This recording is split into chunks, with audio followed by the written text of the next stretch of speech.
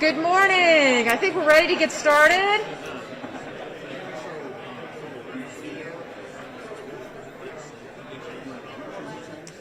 Everyone want to grab a seat that's going to sit? Very good. Well, let me begin by doing the fun thing that those of us that are fully vaccinated get to do. I have a mouth. I actually do. I have a mouth. Well, welcome back to Kennesaw State, Governor Kemp. Last time you were here was to celebrate the university's partnership with WellStar to double our nursing program, and then for the groundbreaking of the Academic Learning Center, which you can see out the window. I hope you've had a chance to look at the progress we've made on that essential building since then, and it's really coming along nicely. I thank you again for your support of that project. To the others in attendance, welcome to Kennesaw State University for today's bill signing ceremony. Today is an opportunity to celebrate advancements that are being made for education. Kennesaw State, of course, values education at the college and university levels. That's a given. And I think, of course, it's important to acknowledge that the University System of Georgia is home to 26 outstanding institutions, producing outstanding Georgia teachers. And at KSU, of course, we place immense value on education at the K-12 level. Did I mention that I think perhaps the best college of education is here at Kennesaw State University? It's imperative that students have access to quality educators who not only understand the material, but also understand how to connect with students at the individual level. Our Bagwell College of Education, in which you're sitting today, is making sure those who hold one of its degrees are well prepared to enter the classroom. Teachers who've been educated at KSU are helping shape the minds and careers of top talent and future employees of Georgia-based businesses, nonprofits, and of course, governmental agencies. Much of that very talent, which includes talent from all over the state of Georgia and beyond, winds up coming to Kennesaw State University. In fact, KSU has grown to over 41,000 students now, thanks to the institution's increasing reputation as a university offering an exceptional education and experience. This is yet another reason we're focused on K-12 education, in addition to higher education. Frankly, it's the pipeline for future students that come to Kennesaw State. With that in mind, we're so grateful that Governor Kemp has chosen KSU as the location to sign today's set of education bills. Governor Kemp has been a strong advocate of education, including here at Kennesaw State. Without a doubt, his passion to see Georgians educated begins at the earliest ages and extends to hard-earned college degrees. With that in mind, please join me in welcoming Georgia's 83rd Governor, Brian Kemp.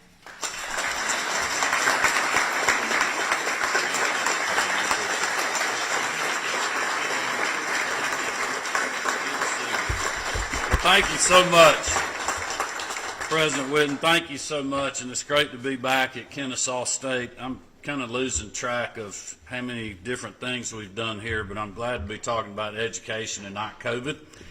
But we certainly appreciate what KSU has done in our fight with COVID and training a lot of good people that are out there on the front lines still today, and just want to thank you for hosting us today and wish you congratulations. We're going to miss you, but you have done a great job, and we owe you a big debt of gratitude, so thank you very much.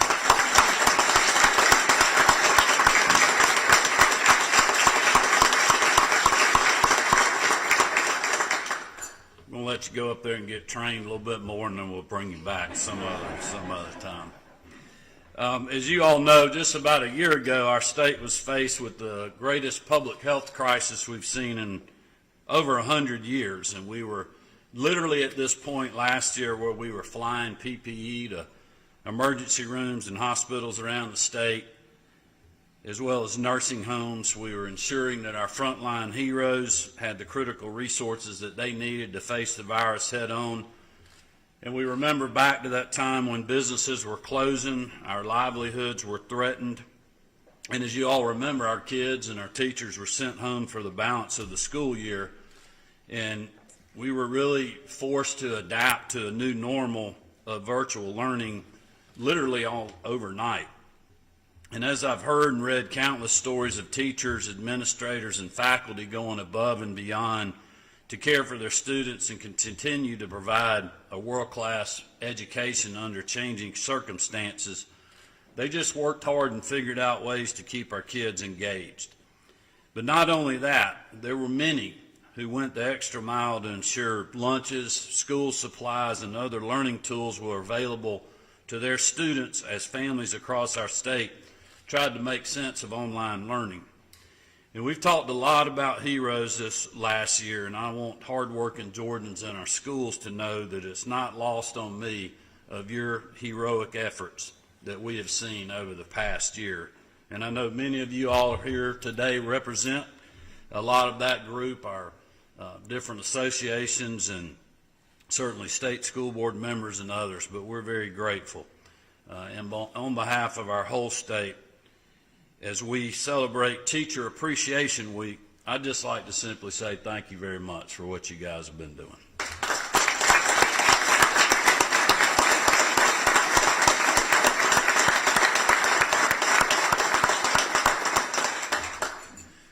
We've been through a lot together as fellow Georgians, and I believe last year has certainly proven our resilience as a state, and I've said that a lot. We spent the legislative session working on policies that will continue laying the groundwork for Georgia to lead the great American comeback. We passed significant legislation to reform our adoption and foster care system and incentivize Georgia families to welcome foster children into loving homes. We led the country in overhauling our outdated citizens arrest statute while balancing the God-given right to defend yourself and your family. We also saw the overwhelming passage of our first part of our teacher pipeline legislation, which is focused on recruiting, preparing, mentoring, and retaining the best and brightest in education. The legislation I'm signing into law today allows Georgia's Teacher of the Year to serve as an ex officio member of the State Board of Education. It encourages qualified veterans to teach and requires a Professional Standards Commission to establish standards and procedures for alternative and non-traditional teacher certification programs.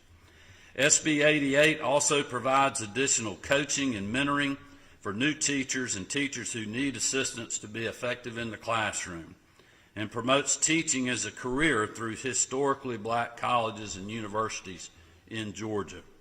And next year, we look forward to working with the General Assembly again on further steps to strengthen our schools, our classrooms, our students, and our educators by allowing retired teachers to return to the classroom full-time in high-needs areas. Thanks to the hard work and partnerships with Speaker Ralston, Lieutenant Governor Duncan, Chairman England, and Chairman Tillery, we've passed balanced budgets that continue to fund our priorities like health care, public safety, and of course, education. Those budgets include over $567 million in restored K-12 funding across our state. We also work with State School Superintendent Richard Woods and the Department of Education to issue one-time $1,000 payments to all public school teachers and faculty in the state to thank them for their commitment and their hard work this year. And earlier this month, we delivered on a promise I made in the State of the State address, providing $10 million in GEAR funding to reimburse parents of special needs students for expenses they incurred due to COVID-19 this past year. We prioritized our teachers early in our vaccine rollout to ensure a quick return to full in-person instruction. And I want to thank all the systems who have worked diligently to get students back in the classroom. With COVID numbers trending in the right direction and a life-saving vaccine being administered every day, Georgia is open, and we are fast approaching a return to normal here in the Peach State. And I know that working together, we can ensure Georgia's best and brightest days are still ahead. Today sends a message that those brighter, more prosperous days start with putting our students and our educators first. Thank you all for all that you have been doing this year. God bless you, and now let's sign these bills.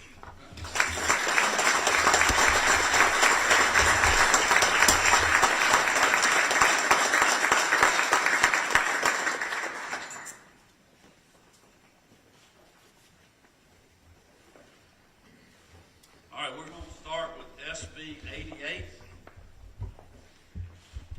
which is the teacher pipeline legislation. I want to thank two of my floor leaders, Russ Goodman, Senator Russ Goodman, and Representative Dominic LaRicchia, who worked very hard on this legislation, but also just a lot of the folks standing behind me.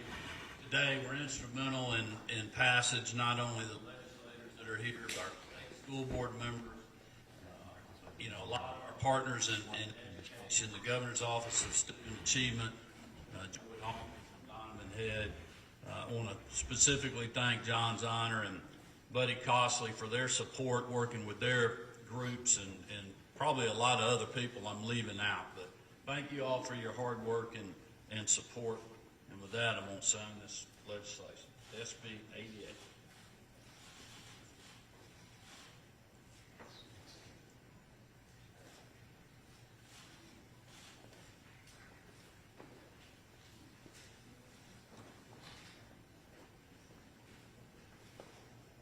All right. Done.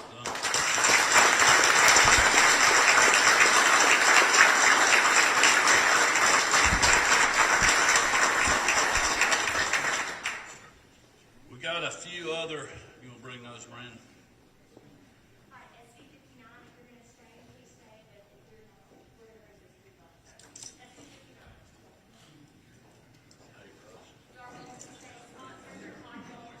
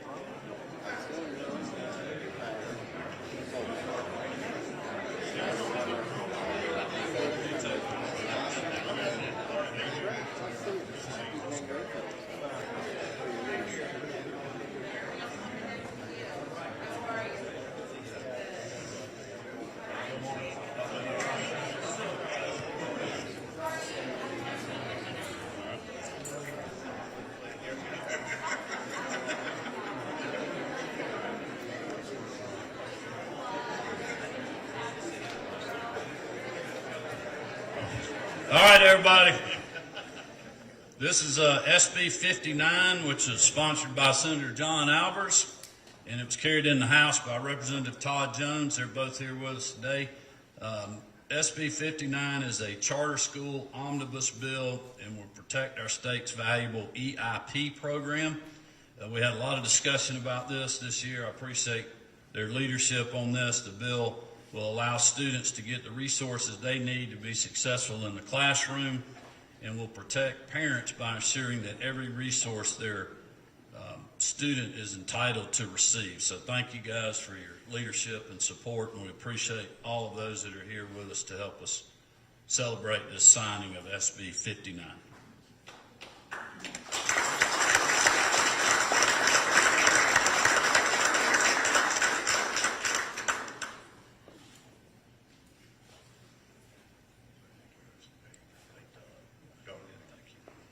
all right, next is SB 66.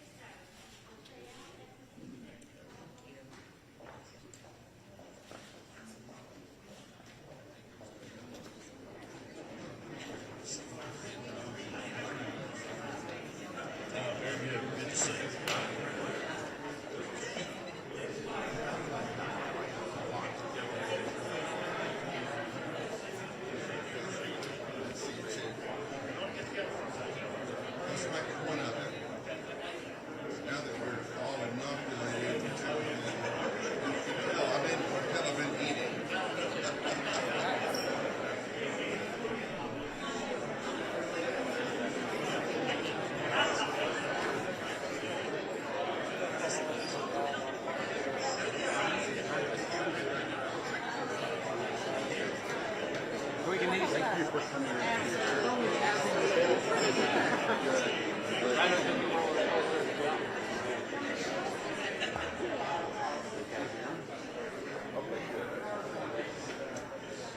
right, next, everyone, we're going to move to SB 66. This is sponsored by Senator Jason Anavatarte and Representative Matthew Gamble, who are both here with us today. This bill merges the Innovation Fund Foundation and the Georgia Foundation for Public Education and promotes efficiency in state government. That's a good thing. All right. Representative.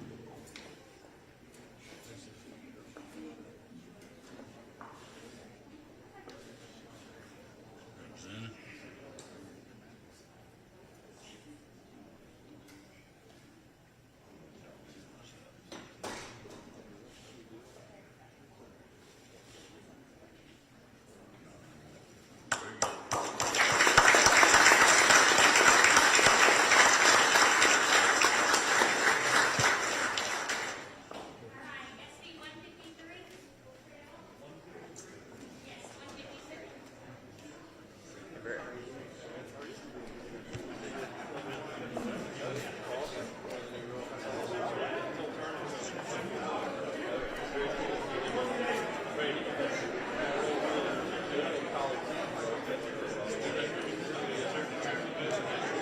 Yes, 153.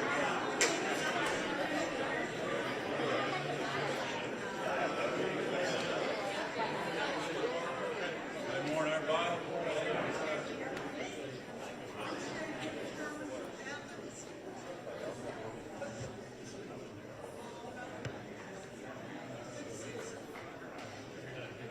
All right, everyone, this is SB 153.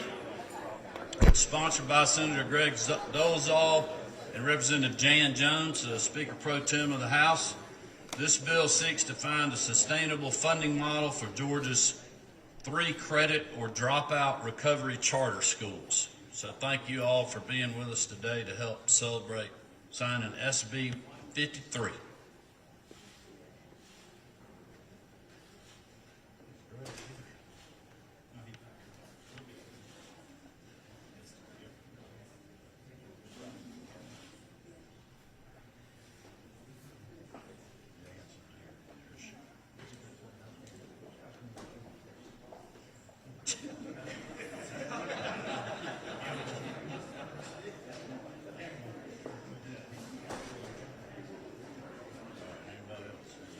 All right, congratulations. SB 159, Senator Duke.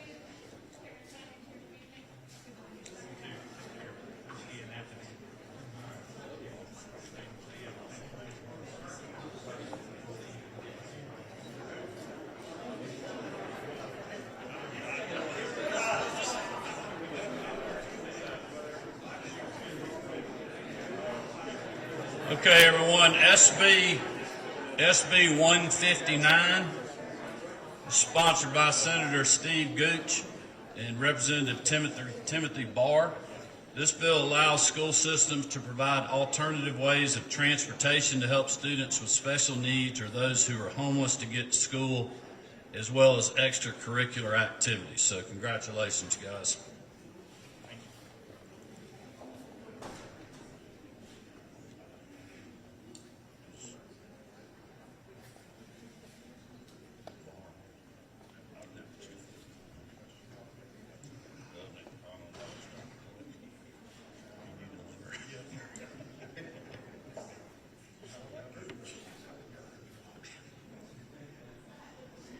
All right. Congratulations.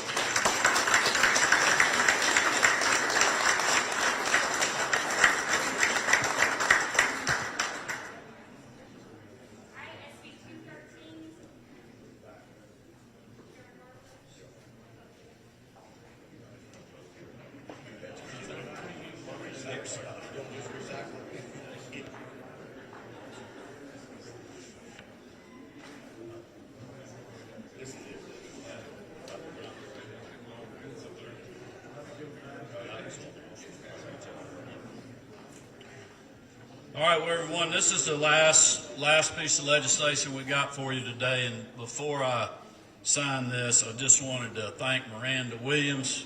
Where'd Miranda go? For all your hard work.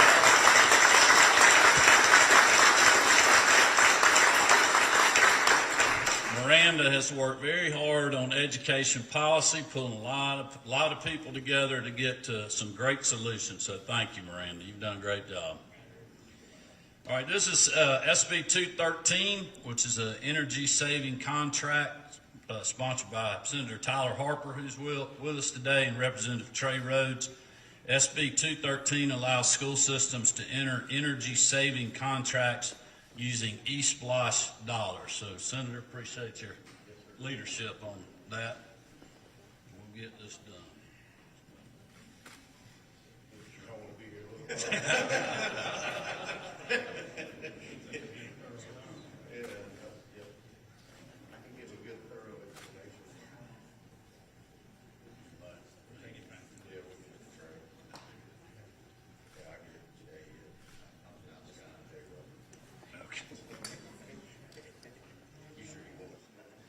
Too late.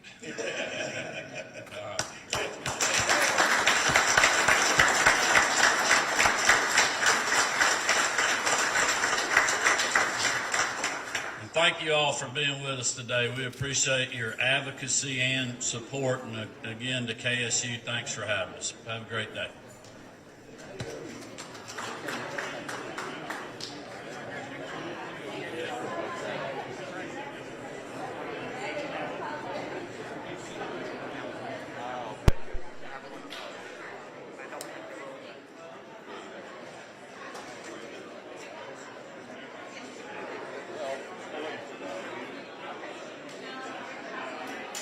I've never had that from Trump. That's why I'm wondering if that thing did something. Or if it's just around the corner, but it really wasn't around the corner that far. I usually put it right there because the podium